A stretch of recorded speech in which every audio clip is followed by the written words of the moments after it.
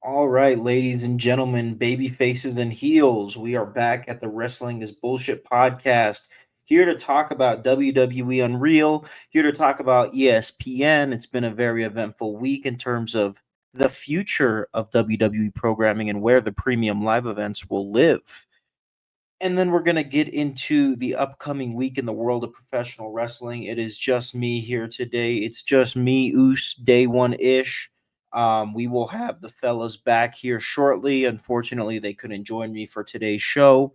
So, nonetheless, guys, let's get into it. Quick breakdown before we get into our three-part show. Again, part one, WWE Unreal, my thoughts and basically episode reviews of it. And then we have the WWE and ESPN deal, which we will get into after my thoughts on WWE Unreal.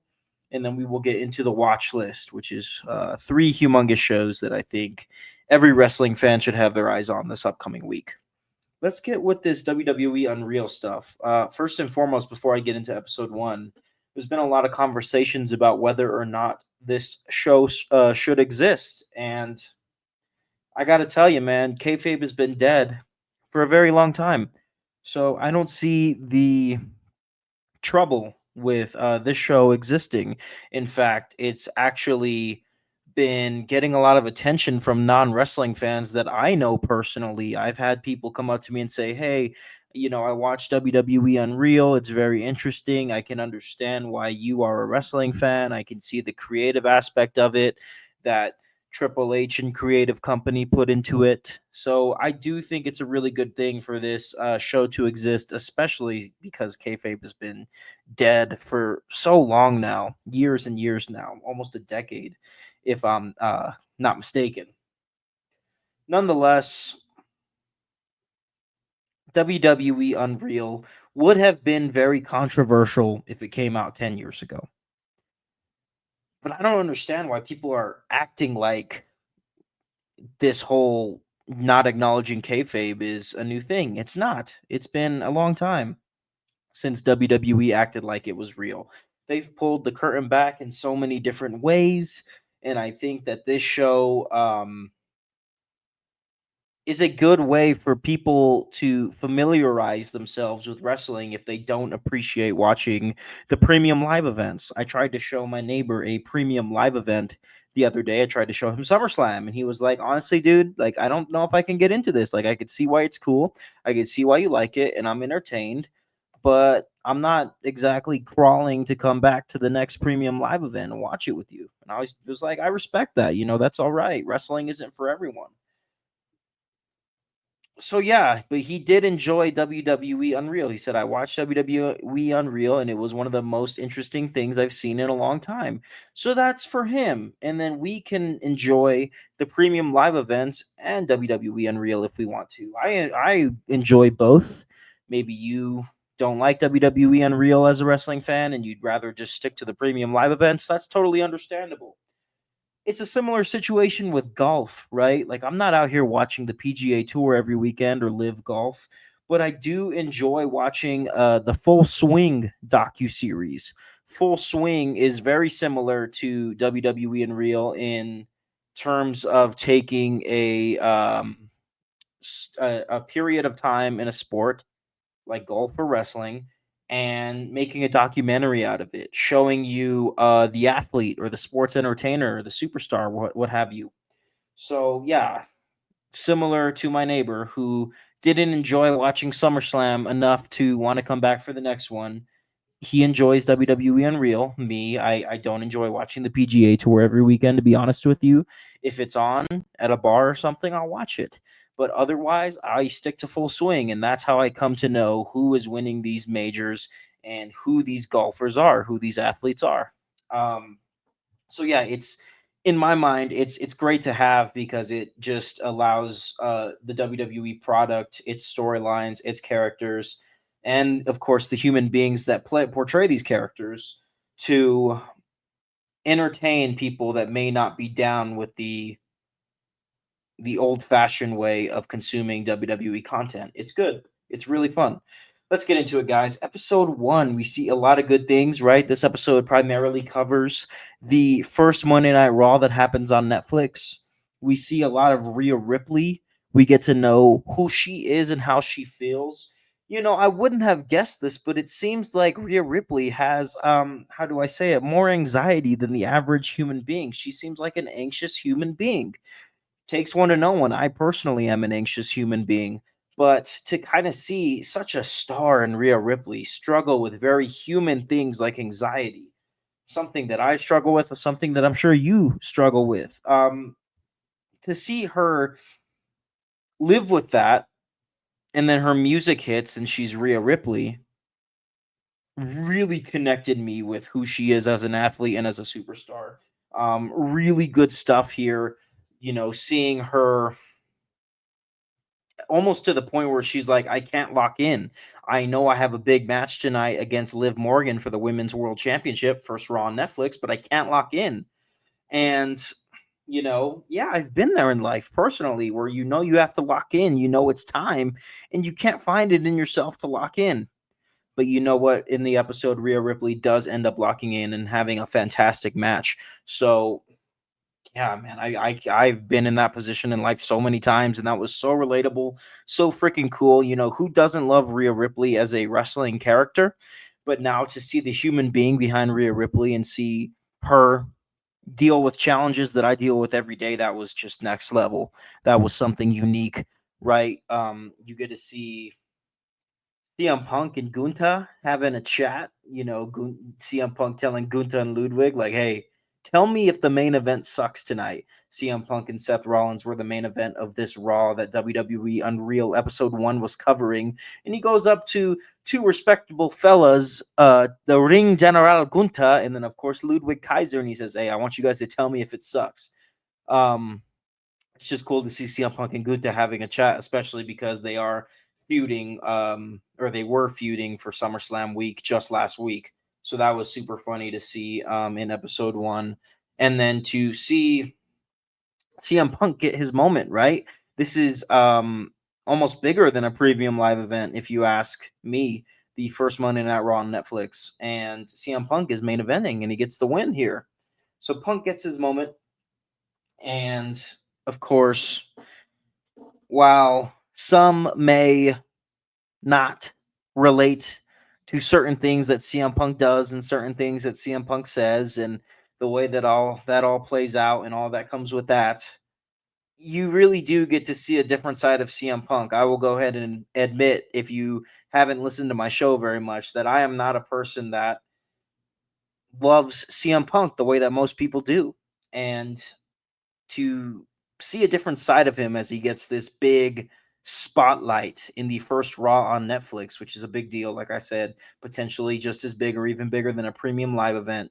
Yeah, I can resonate with the human being that is Phil Brooks, Pepsi Phil, if you will.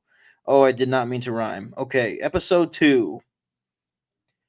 Here with episode 2, we actually got to see Cody Rhodes and Kevin Owens, who had a nice long feud towards the end of 2024 going into 2025. We got to see what backstage looks like when Cody and Kevin were taking those bumps in their Royal Rumble ladder match in January. And we got to see, the aftermath of that. Cody Rhodes and Kevin Owens having a chat, human beings having a chat after they just went had a ladder match and beat the hell out of each other, making sure that they're okay. It really did pull back the curtain. That was a huge moment, man. I remember seeing the Cody Rhodes and Kevin Owens ladder match earlier this year and thinking, oh my gosh, those guys just beat the hell out of each other. That's crazy. But then months and months later with this WWE Unreal show, we get to see Cody Rhodes and Kevin Owens having a chat after that match that was very brutal, where they did do pretty crazy things to each other. And that stuff, I love. I love the ins and outs of this business. I love WWE from a real standpoint in terms of analyzing it like a film, and more so like a show, I would say. Um, so to see Cody and Kevin kind of sharing that moment, checking in on each other as athletes, as human beings, was very rewarding to me personally. It's not every day that you get to see something like that. I know kayfabe has been dead for a long time, and we have gotten clips, but they're few and far in between. And this was a huge match that just happened this year, just a few months ago. So to see it was awesome. We had a very interesting aspect of this episode creatively where Saturday night's main event at the end of 2024 saw Cody Rhodes defeat Kevin Owens in an undisputed WWE Championship match. And on TV, you see a happy ending with Cody Rhodes holding the championship, right? And then the show fades to black. But after the show, you have Kevin Owens attack Cody Rhodes and deliver what was a banned move in the pile driver to Cody Rhodes. This is all after the show. And this was all specifically curated by Triple H and Creative Company to get a buzz on social media. A lot of people that night after the show were reporting Kevin Owens has hit Cody Rhodes with the pile driver after the show and stood tall. Really interesting stuff, right? Like watching Triple H maneuver social media to not only maintain buzz around WWE storylines, but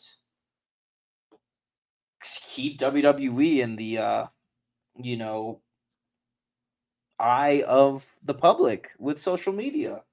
Maybe there are a bunch of non-wrestling fans that didn't come across WWE Saturday night's main event, but maybe this clip that everyone was sharing where Kevin Owens hit the pile driver on Cody Rhodes after the show circulates and gets to the eyes of non-wrestling fans by trending on Twitter. This is unique things that Triple H and Creative Company are doing with the modern day WWE as they utilize social media to not only tell stories but further their reach. You even had a Kevin Owens heel turn that happened outside of WWE programming that broke on social media. They did that on purpose. They had Kevin Owens turn heel on Cody Rhodes in a press conference, and it was all over social media. It was not on a part of the WWE programming. That was all spread through social media. So to see a little bit of how the WWE creative department uses social media, especially with this Cody Rhodes and Kevin Owens feud that we had a few months ago, was very interesting. I think a lot of wrestling fans, especially old school wrestling fans, look at social media as the downfall of pro wrestling, right? Like it's a big reason why kayfabe is dead because social media just operates at such a hyper personal extent to the point where it's really hard for these superstars to keep kayfabe alive. So they killed it, and social media again, like I said, was a huge part of that. But here, Triple H and Creative Company are being smart and using it to their advantage, right? Getting with the times, which is something that we've waited for a long time. So it was really cool to see that aspect of episode 2. Now we go into episode 3. This is a 5 episode season, WWE Unreal. And episode 3 was actually one of my favorites, especially with the content surrounding Chelsea Green, who has an incredible outlook as a sports entertainer. I'm not going to quote her. Maybe this is a little bit more of a paraphrase, but Chelsea says, "Hey, we're getting paid millions of dollars." She said we're getting paid a lot of money. I don't know how much Chelsea Green makes. Let me not say millions.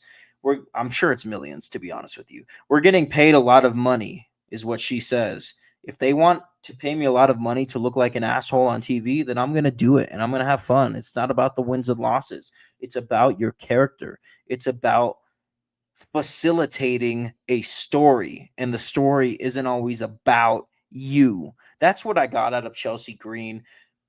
She's patient. You see her waiting her turn. They have the Survivor Series War Games premium live event in her hometown, at least her home country of Canada, and she's not booked on the card. And you get to see her be frustrated through that as her family is coming out to the show and they want to see her on this premium live event, but she isn't booked. That's incredibly frustrating.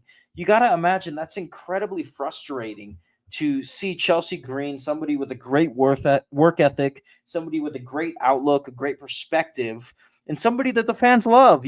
She's in her hometown for the premium live event. She's not even booked on the show. We really get to sit with her in that And that makes the second half of episode 3 feel so much better when we get to see her win the Women's United States Championship, become the inaugural Women's United States Champion. I mean, I already love Chelsea Green as a pro wrestler, and after seeing episode 3 of WWE Unreal, I resonate with her. I have outlooks and perspectives similar to hers, where you kind of got to play your part when it's not your time, and you got to be patient, and it's hard sometimes.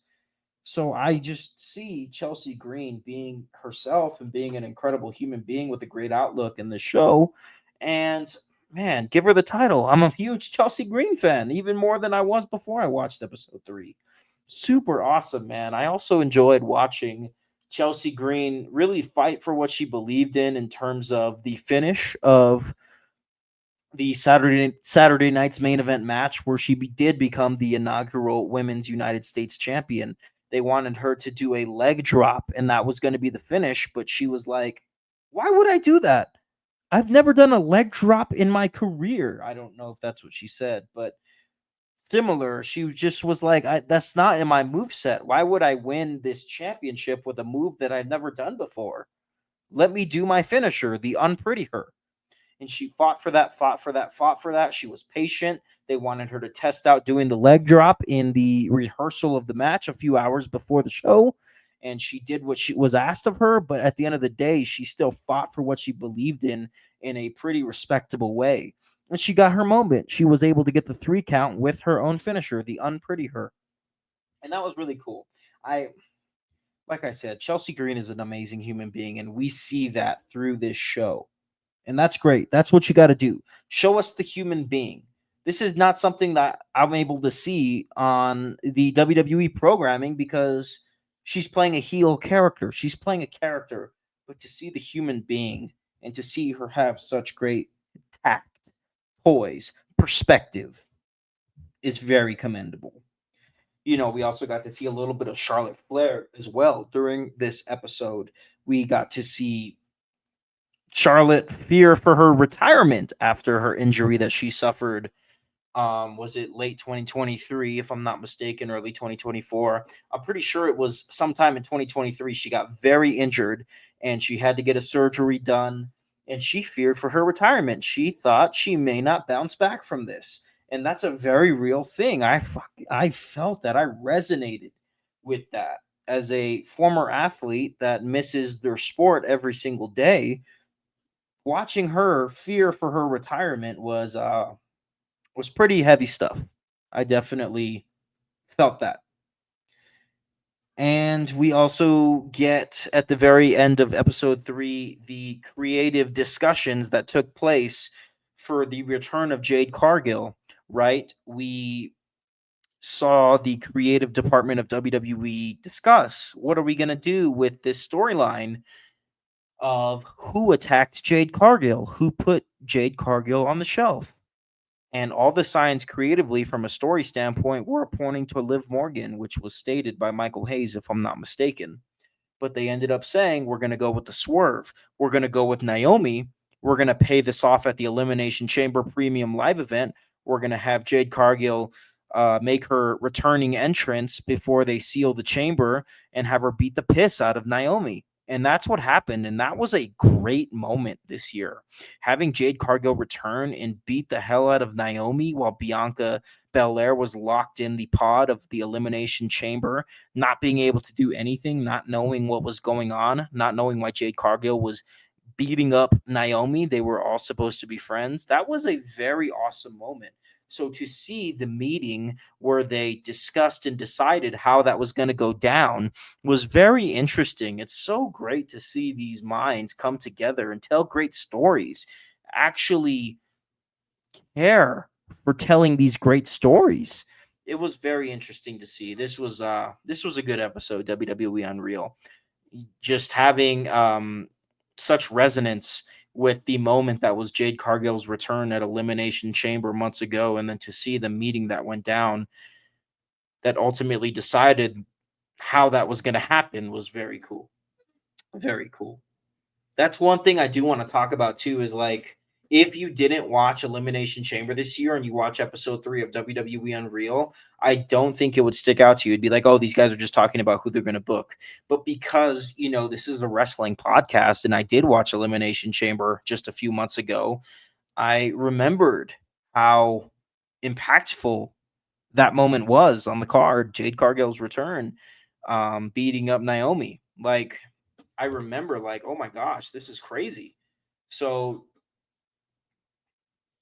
I guess what I'm trying to say is I think with WWE Unreal, you'll actually appreciate it more if you remember the moment that you see Triple H and company having a meeting about. Whereas if you did not watch Elimination Chamber, like I said, maybe you just brush this under the rug and it's a whatever thing. With that being said, I do think it's very rewarding to watch this show, especially if you watch the WWE product on a weekly basis. I think it gives you more depth on things that we witnessed throughout the year, right? Like Elimination Chamber was in what, February? We're in August now, but I was able to recall the impact of that moment like it was yesterday. I also gave it some time to breathe. Coming out of WrestleMania, coming out of SummerSlam, it feels like very old news, but still, I think you don't have to pick. Do I watch premium live events or do I watch WWE Unreal? I think if you watch both because you enjoy it, it will serve a different purpose and give you a different perspective on certain things. Very, yeah, very rewarding to watch this as a wrestling fan. Episode 4, we got 2 more episodes, guys, and then we will get into the second half of our show. Episode 4 had a lot. My goodness. This episode specifically covered Cody Rhodes' road to WrestleMania once he finished the Royal Rumble ladder match against Kevin Owens, right? This, of course, consisted of turning John Cena heel. This consisted of The Rock. This consisted of Cody losing the title. This consisted of the men's elimination chamber match. Let's get into it. This is a lot of stuff, guys. The Rock creating this last minute story just about 8 days before the Elimination Chamber Premium Live event, confronting Cody Rhodes, telling Cody Rhodes, Cody, I want your soul. And of course, all of us wrestling fans are immediately like, holy shit, Cody's turning heel. He's going to face Cena, right? We all suspected that Cody versus Cena would happen at WrestleMania this year. And we're like, okay, well, one of them is turning heel, and none of us thought it was going to be Cena. So I think The Rock and Cody sparking this story 8 days before the Elimination Chamber Premium Live event, getting fans to think if Cody would turn heel or not, was very fun at the time. Of course, it totally swerved and went into something else, but at the time, it was a lot of fun thinking, oh my goodness, Cody's going to turn heel, yada, yada, yada. And in this,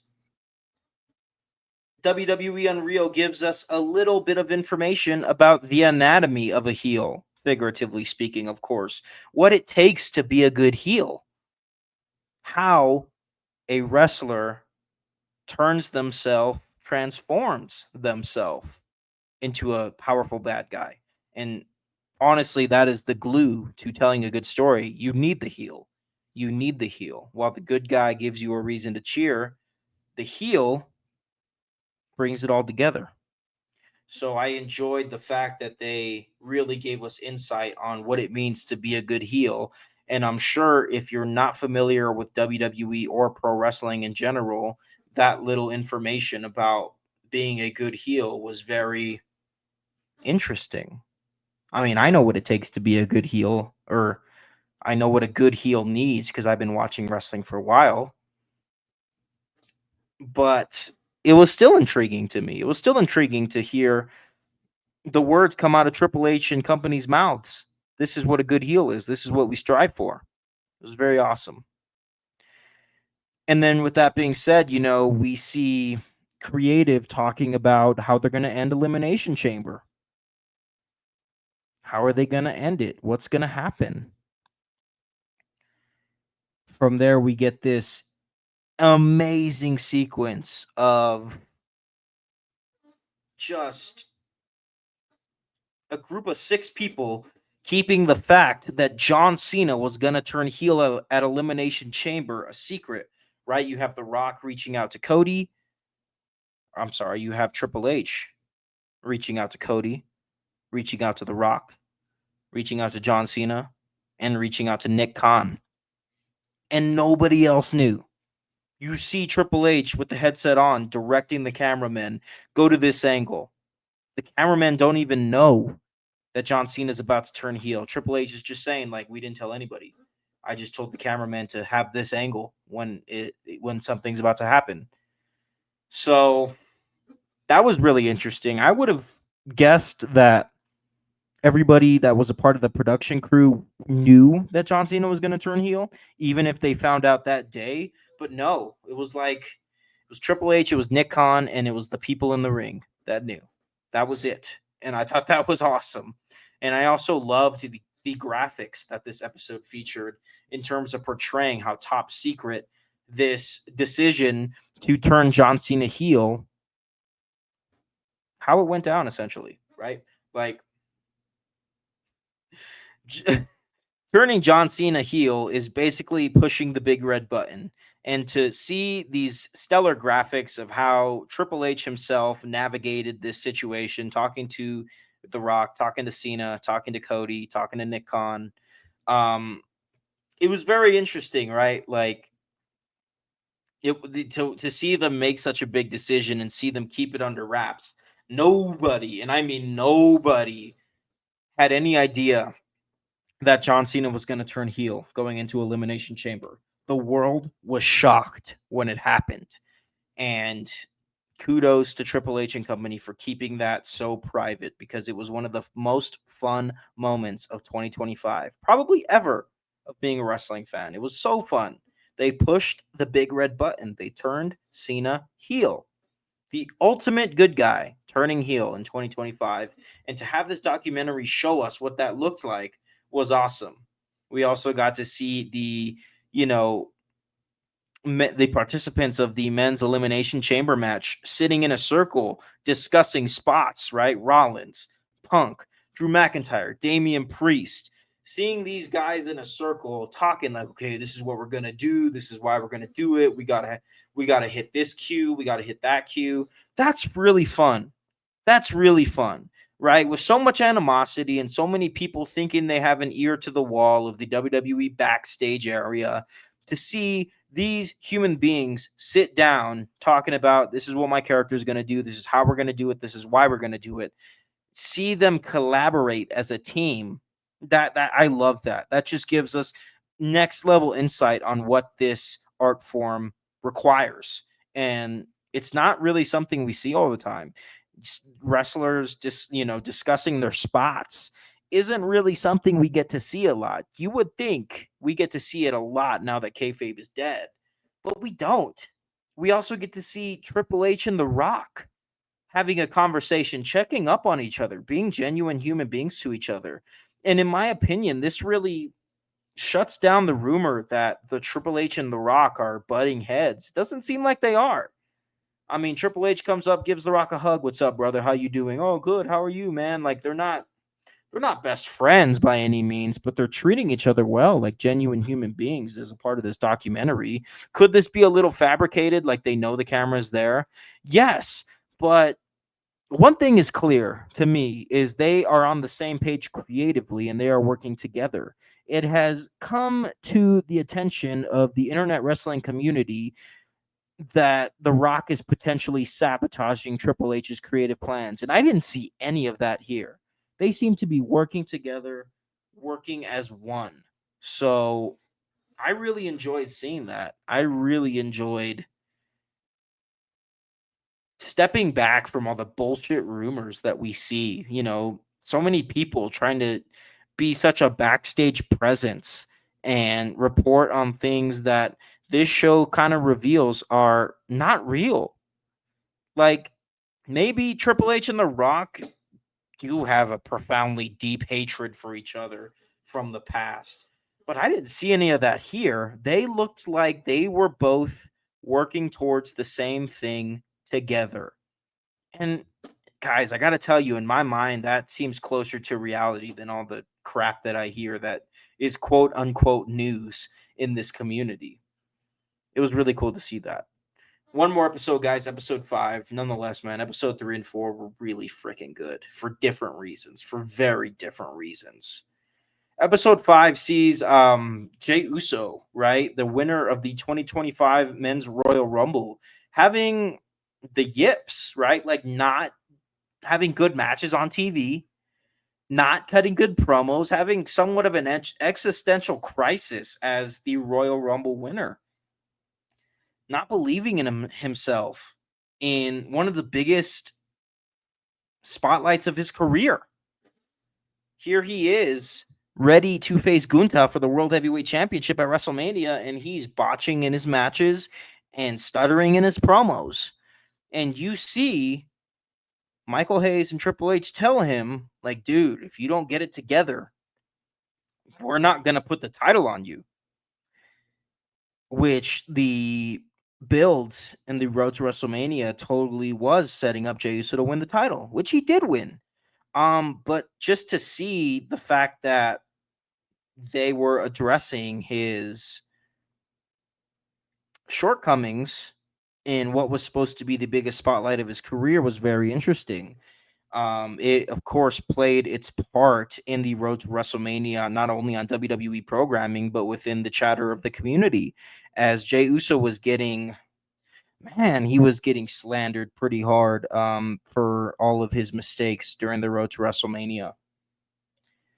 And to see that his mistakes on the WWE programming were leading to consequences of he might not win the World Heavyweight Championship at WrestleMania, a moment that is totally centralized around him, might just be another Gunta victory. That was very interesting to me, right? Like, this is a real human being who is having a bit of a rut and is risking what could end up being the biggest spot of his career. So to see creative work through that, to see the way that creative spoke to him, and to see Jey Uso, or to know that Jey Uso ultimately prevailed through all of that was going on in his head and affecting his storyline going into WrestleMania, was very interesting. Very, very interesting. And then we also get to see Charlotte's perspective at WrestleMania as well. Charlotte did not defeat Tiffany Stratton at WrestleMania this year for the WWE Women's Championship, but you hear some words from her after, and she says, my best matches are the ones that I lose, and I was here to put Tiffy over. Triple H even congratulates Charlotte and says, good shit. That is how you put somebody over. Good job. To see that aspect of it, very similar to the Chelsea Green aspect of, it doesn't bother me if I'm losing because I'm making a lot of money, and the fact that I'm losing in this story actually contributes the story to the story. And to see that with Charlotte after losing to Tiffy, I was like, that's great, right? Because I think Charlotte's one of those people that we kind of give the Super Cena aura to as fans, where we think, she just wants to win all the time. She wants to be like Hogan or whatever. We give that mana or that mantra, whatever, to a bunch of people. We give it to John Cena. It originated from Hulk Hogan. We give it to Becky Lynch. And people were giving it to Jon Moxley when he was AEW World Champion earlier this year. Charlotte is definitely one of those people that we as fans give it to, right? Where we think she just wants to win and she messes with things creatively. No, that's not the case in this episode of WWE Unreal. We see the fact that she's happy that she had a good match. She's happy that she got Tiffany Stratton over. And she says, quote unquote, my best matches are the ones where I lose. That's because Charlotte Flair has been a heel more than she's been a babyface in WWE. To see her have this outlook after years and years of speculating as a community that she's, I don't know, selfish, I guess, is really cool. And it gives me a lot of respect for Charlotte as well. I have a different understanding of these human beings that portray characters such as Chelsea Green, such as CM Punk, such as Charlotte Flair, such as Jey Uso. right? It just gives us a different understanding of these human beings, not these superstars, but these human beings. And it was very enjoyable to see, man. I enjoyed WWE Unreal. We should get more episodes sometime next year, and I'm looking forward to it. I'm looking forward to a lot of people being introduced to pro wrestling in this regard. I understand that it's way different than how you and I, you listening to the show and me speaking right now, we're introduced to wrestling. But, we got to change with the times. We're not going to turn on the TV and just see Macho Man cutting a promo or dropping an elbow from the top rope and immediately just be enveloped into this bigger world. It's not going to happen like this for everyone. And I've even met people, like people that have experience doing theater, people that have experience with a bunch of things, and they turn on pro wrestling and they're like, "Oh my gosh, this is the highest form of theater. I can appreciate this from a non kayfabe standpoint. Like that's the way of the future right now, guys. Whether you love it or hate it, that's where we're at. So yeah, I'm all for this series, this docu series on Netflix existing, and it gives me something new to watch. It gives me wrestling in a different light, and it's rewarding. You would think that it's boring if you watch Raw and SmackDown and the premium live events. No, it gives you a new profound take on these human beings that portray WWE superstars. That's my thoughts on WWE Unreal. We got two more bits to get into for this show, and the first one is it'll be quick. I'm talking about the new partnership between WWE and ESPN, which will take place in 2026. You see, ESPN is coming out with a direct to consumer streaming app similar to Disney Plus, Hulu, what have you, just ESPN products, along with a bunch of different sports that have already signed on to be a part of this. WWE is now one of them as well. WWE Premium Live Events will be on ESPN's streaming service starting in 26. So here's the caveat. WWE Network, before they signed with Peacock, had the premium live events, formerly known as pay-per-views, for $9.99 a month. And that's really what got me back into wrestling. I don't have to pay $50 a month anymore. I could watch it for $10 a month. Yes, excellent. Let's do it. Um, Here we are paying for Peacock now. It's about $10 a month, maybe 15 if you don't have ads. But it's a very similar situation. It's been over 10 years that we've been paying $10 a month as wrestling fans to be able to enjoy the best that WWE has to offer. And that's going to go up with ESPN's streaming service, which will be $30 a month. The cost to be a wrestling fan has just increased. And then we also have to continue paying for Netflix if we want to get Monday Night Raw. A lot of fans are up in arms about this. There are a lot of things that I comment on social media, but with this podcast, I don't want to go there. Because yes, I do think WWE is being very greedy, and I do think WWE wants to suck every dollar out of every person in this community. But what can I say? We're going to pay for it. We're going to pay it. We're going to get it. Like, some of us are going to be reluctant about it. I will be reluctant about paying $30 a month for this shit, to be honest. I'm not very happy about it. I'll probably get more bitchy about it starting in 2026 when it happens. I'm just trying not to let it piss me off right now, and I think I'm doing a pretty good job. A lot of people are not, and that's okay. They have a right to be pissed off in this community that they have to go from Peacock, which is at its lowest tier, less than $10 a month, to $30 a month with this new streaming service that ESPN is debuting. Not to mention, we already have to pay for Netflix, and SmackDown is exclusive to the USA Network in the United States. So it's getting expensive to be a wrestling fan. A lot of people are putting graphics up in terms of how much it costs if you do things the right way. Keyword, if you do things the right way, such as not using a VPN and not using shady websites to stream these shows illegally. Um, people are pissed. They're like, if I'm not breaking the law, this is what I'm paying to watch Raw, SmackDown, and premium live events every week, every month, or whatever. It's, what can I say, guys? We're gonna pay for it. We're going to pay it.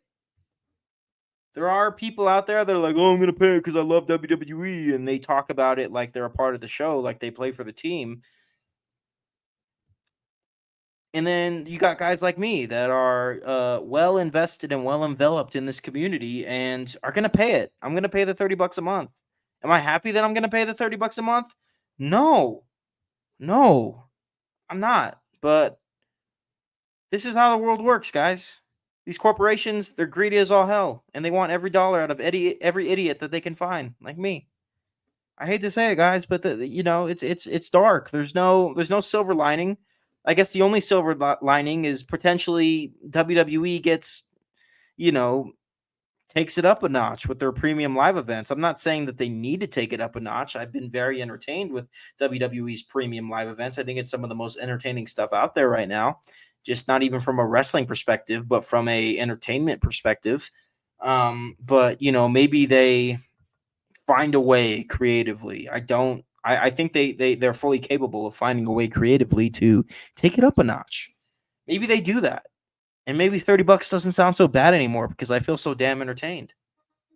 Right? And we know how many premium live events we're going to get from here on out, which is kind of fun, kind of cool for me, right? Like we get to kind of look at things and know how the future of WWE is going to play out. So they said we're going to do 10 premium live events, and then 2 of those, which are WrestleMania and SummerSlam, are going to be 2-night shows. So 10 premium live events, 12 shows total, WrestleMania and SummerSlam accounting for 2 each. But now we know what to expect, right? We're going to get WrestleMania, SummerSlam, Royal Rumble, and Survivor Series, the big 4. And then number 5 and 6 will be Elimination Chamber and Money in the Bank. And then we have the 2 Saudi Arabia shows, King and Queen of the Ring, deciding who the challengers for the main titles of SummerSlam are going to be. And then we have Crown Jewel being that second Saudi show, which is where the world champions get to go against the WWE champions, both on men's and women's side. That's kind of a fun situation there. The fact that the Crown Jewel shows have their unique contribution to the premium live event schedule. I've enjoyed the Saudi shows as of recently, now that they've kind of got it together with Night of Champions and Crown Jewel.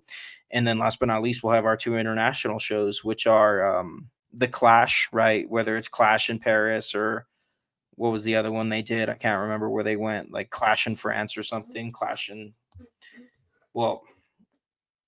Yeah, whatever. And then they do Backlash internationally. The WrestleMania Backlash would be international. And that's 10 premium live events right there. 2 of them international, 2 of them Saudi Arabia, 2 of them that aren't in the big 4, such as Money in the Bank and Elimination Chamber. And then you have the big 4. Like it's kind of laid out right there. And I think I enjoy seeing that as a fan. Like, okay, this is what the scope of premium live events are going to look like for a long time. Maybe that just helps me take my mind off the fact that I have to pay $30 a month starting in 2026. Yeah, that's whack. That's whack. And I'm going to be reluctant to pay it. It's going to hurt to pay it. I'm not going to be happy giving that up. Then they're doing it just because they can. Like it's not like it's stupid. Whatever. Let's get into the watch list and then let's get out of here. We have 3 shows on the watch list this week. One of them being Monday Night Raw, and then the other 2 being pretty interesting special shows, both tied to WWE with their new partnerships as of recent.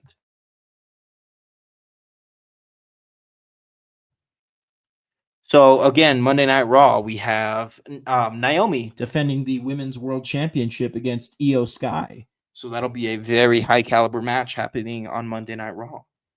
And then we have a show on Friday and a show on Saturday. Friday's show will be TNA Emergence. TNA Emergence is a TNA premium live event. You can watch those with a monthly subscription to TNA Plus. I believe that's $10 a month. So here's a $10 show, and here's the card for it. It's got some pretty fantastic TNA matches on it, starting with Steve Maclin, who defends the TNA International Championship against Jake something in a no disqualification, no countout match. That's going to be baller. Steve Maclin has been doing fantastic work as the inaugural TNA International Champion, one of my favorite wrestlers in the world right now, to be honest with you. We also have the Elegance brand defending the Knockouts World Tag Team Championship in a 4-way tag team match. That should be a lot of fun. We have the Hardys defending the TNA World Tag Team Championship against the Rascals. The Hardys and the Rascals really know how to have good tag team matches against each other. This will be fantastic. And then we have our new X Division champion, Leon Slater, defending the belt against Cedric Alexander. Oh my goodness, guys, that shit's going to cook. That's going to be awesome. And if you're not already convinced, the main event is Trick Williams defending the TNA World Championship against Moose, which is, oh my goodness, yes, this is, I'm going to do everything I can to watch this show on Friday night, man, TNA Emergence, which means I will be watching this show on Friday night. And then Saturday, guys, we have AAA Triple Mania 33. This is a huge moment for us wrestling fans, especially us Lucha Libre fans in specific, because Triple Mania will be playing off of WWE's YouTube channel, which is a new beginning. It looks like AAA special shows are going to be playing off of WWE's YouTube now. And that's great because that means we get to watch it, right? Like we have the ability to watch it off of WWE's YouTube for free. And that's amazing. That's so much fun. The fact that we get to watch Lucha Libre as an American audience is great. We have the option to watch CMLL on their YouTube channel with the subscription, but it's expensive, right? Like it's not a free subscription to watch CMLL on YouTube, and it's not in English. It doesn't cater to the American audience. But here, Lucha Libre is under WWE ownership, catering to a worldwide audience, including the American audience, which is fun, right? AAA has always been the one to cater a little bit more to an American audience, and now they're doing it in the best way possible under WWE ownership. So nonetheless, guys, we get to watch Triple Mania. We see Triple Mania finally coming home, really. It feels like AAA and Triple Mania feels at home under WWE's ownership. It really does. I'm not going to hate. I'm going to be honest. It's a good thing. Are there negative aspects about the partnership? Yes. Or the ownership, the acquisition? Yeah, there is. There's negative aspects, but it's not all bad. Let's get into this Triple Mania card on Saturday. Flamer defends the Reina de Reinas Championship in a 3-way match. Los Garza defends the AAA World Tag Team Championship against Pagano and Psycho Clown. El Macias defends the Latin American Championship against El Hijo de Dr. Wagner Jr. And our main event, which is going to be a must-watch match, guys. El Hijo del Vikingo defends the AAA Mega Championship in a 4-way match against Dirty Dominic Mysterio, Dragon Lee, and one more person that I don't have in my notes. Oh, of course, El Grande Americano. Let me repeat that for you before we get out of here. The main event of Triple Mania on Saturday, streaming live off of WWE's YouTube channel, is El Hijo del Vikingo defending the AAA Mega Championship against Dominic Mysterio, Dragon Lee, and El Grande Americano. Dare I say more? Like that main event right there gives us reason to watch. And, you know, if you're not too familiar with the AAA product, you have a chance to learn about Lady Flamer, who's a great women's wrestler. You know, El Mesias, you know, you get to see El Hijo del Dr. Wagner Jr. And it's going to be fantastic, guys. Like, watch Triple Mania on Saturday. Watch TNA on Friday. We got UFC pay-per-view. It's happening after the AAA show. I'll have my boy Ant from the Lights Out podcast here to talk about it next week after the show. We'll talk about this stuff, and then we'll look forward to AEW / New Japan Forbidden Door, which is coming up not this upcoming week, but the week after. What a time to be a fan, as I end up saying at the end of every episode here.